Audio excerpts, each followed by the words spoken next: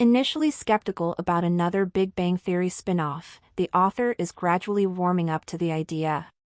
While Young Sheldon was a successful offshoot, it often contradicted the original series canon, making the author hesitant about future expansions. However, the upcoming spin-off, featuring beloved side characters like Stuart, Kripke, Denise, and Bert, presents an exciting opportunity to explore fresh stories. Despite concerns about how the show will address the absence of the main Pasadena gang, the decision to focus on these quirky supporting characters feels like a smart move. If executed well, the spin-off could expand the Big Bang Theory universe in a compelling and original way. I didn't want another Big Bang Theory spin-off, but I'm increasingly being convinced by it. The Big Bang Theory franchise is expanding its reach with a new show, and I'm starting to warm up to its idea, even though I was initially skeptical about it. Chuck Lorre and Bill Prade's sitcom was one of the defining shows of the 2010s. Despite its problematic sense of humor, especially in its earlier years, The Big Bang Theory became so popular that it dominated the ratings.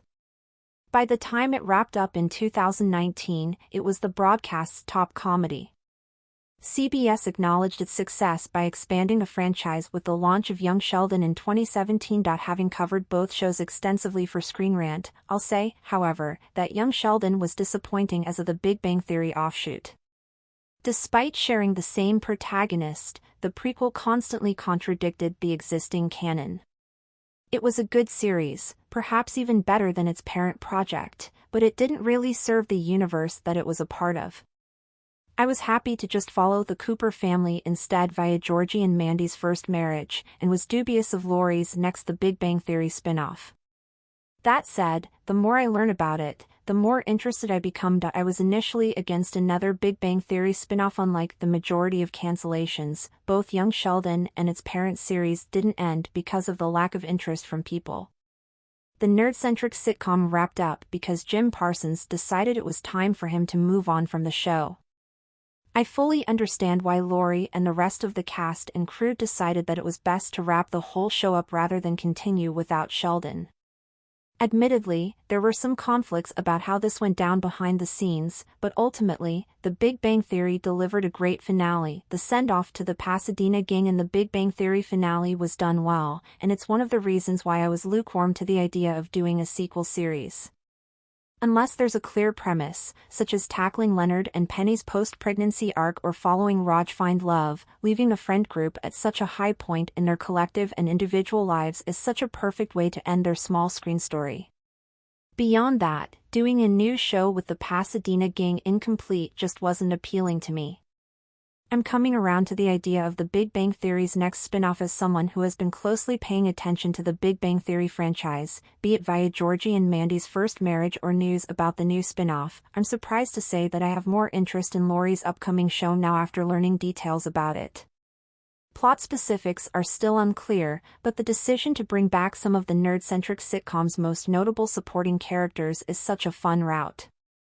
Kevin Sussman is coming back as Stuart, and he will be joined by John Ross Bowie as Barry Kripke, Lauren Lapkus as Denise, and Brian Posehn as Bert. It's an open secret that Sussman and Bowie were once in the running to play Sheldon and Leonard before the roles were awarded to Parsons and Johnny Galecki. Seeing them finally get their due as their respective characters in itself makes it easy for me to be more invested in the new The Big Bang Theory show. It also helps that all of these characters were quirky and fun enough in the main show, but because they weren't the faces of the comedy, they were mostly cast to the side. They are familiar enough to those who loved The Big Bang Theory, but there's still a wealth of storylines for the left to tell. As the franchise moves forward with this new series, choosing Stuart, Kripke, and the rest as the new leads of the sequel spin-off is arguably genius. They are familiar enough to those who loved The Big Bang Theory, but there's still a wealth of storylines for the left to tell. I am looking forward to Lorre and his team taking advantage of their potential as individuals and as a group. I still have some concerns about the next Big Bang Theory spin-off. As excited as I am about the new The Big Bang Theory show now, there are still some things that I am concerned about. That's primarily how the series will handle the absence of the Pasadena gang. Assuming that Stewart and his new friends are still in Pasadena, Laurie and his writers would have to justify not seeing Sheldon and the boys as frequently as before. Sheldon and the boys usually visited Stewart's comic book shop while they also regularly ran in with Kripke and Bert back at Caltech. It will be very odd if suddenly none of them hangs out with these characters anymore in the upcoming series. If they find a way to make anyone from the Pasadena gang at least a recurring character, the writers must make sure that the spin-off isn't just The Big Bang Theory Season 13 with the original cast. Not wanting to continue without Sheldon was the main reason that the flagship ended, so it's important that the new endeavor honors that by making sure that it's an entirely different project.